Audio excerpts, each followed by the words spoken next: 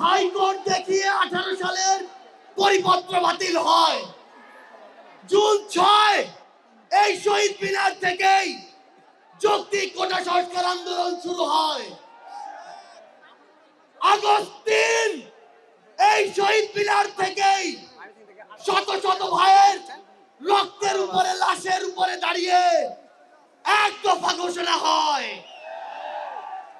August 5 এই August 5-এই বাংলাদেশের ছাত্র জনতার ঐক্যবদ্ধ লড়াইয়ে খুনি হাসিনা দেশ থেকে পালিয়ে যায়। ওই জুন 5 থেকে আগস্ট 5-এর যে লড়াই, সে লড়াই কি শেষ হয়ে গিয়েছে? আমাদের সংগ্রাম কি শেষ?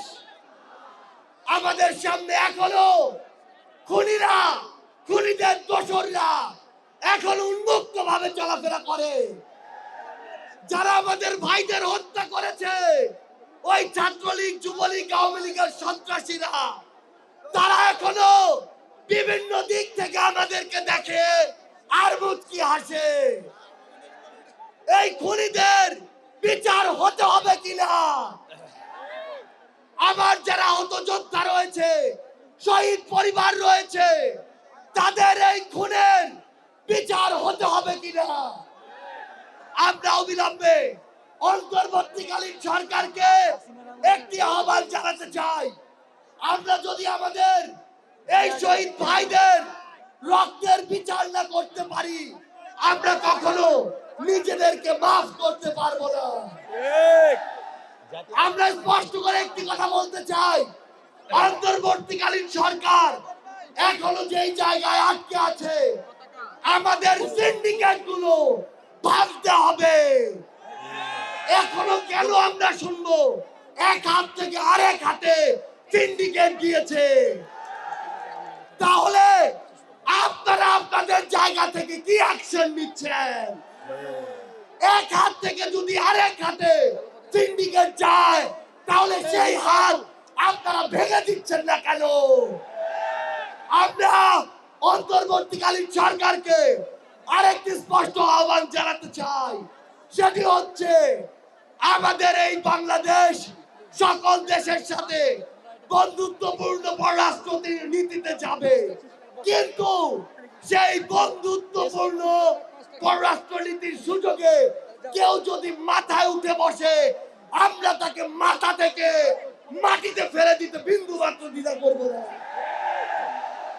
আমরা স্পষ্ট করে একটি কথা বলতে চাই, যে খুনিরা এই দেশের বাইরে, এই দেশের মানুষের ঘামের হাজার হাজার কোটি টাকা পাচার করেছে, সেই টাকা ফিরিয়ে আনতে হবে। আমরা স্পষ্ট করে বলতে চাই, ওই গোপালগঞ্জে যে খুনির দোসররা এখনো ঘাটতি মেরে আছে, তাদেরকে আইনের আওতায় বিচার করতে হবে।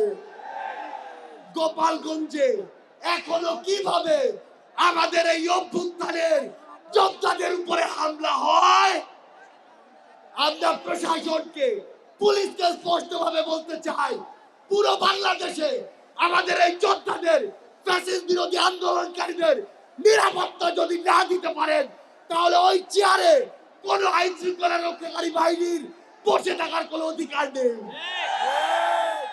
আমরা স্পষ্ট করে শুধু একটি কথাই বলতে চাই, আমরা এই অন্তর্বর্তীকালীন সরকারের কাছে আমরা এই গণহত্যার বিচার চাই। আমরা সিন্ডিকেট থেকে আমাদের মানুষের মুক্তি চাই। আমরা পাচারকৃত অর্থ ফেরত চাই। আমরা দ্রব্যমূল্য নিয়ন্ত্রণ করে মানুষের স্বস্তি চাই। আমরা আহত যোদ্ধাদের সুচিকিৎসা চাই। পরিশেষে শুধু একটি কথাই বলবো, যে শব্দ নিয়ে এত মানুষ রক্ত দিয়েছে, এত মানুষ জীবন দিয়েছে, যে কেউ সেই সচিবালয়ে বসে হোক, পুলিশে বসে হোক, অন্য কোথাও বসে হোক, যদি সেই স্বপ্নের সাথে, স্পিরিটের সাথে বিন্দু মাত্র বিশ্বাসঘাতকতা করার চেষ্টা করে, তাকে সমূলে উৎপাদিত করতে হবে। আমাদের আবারও দেখা হবে সংগ্রামের লড়াইয়ে অথবা রাজপথের বিজয়ে। ইনকিলাব জিন্দাবাদ।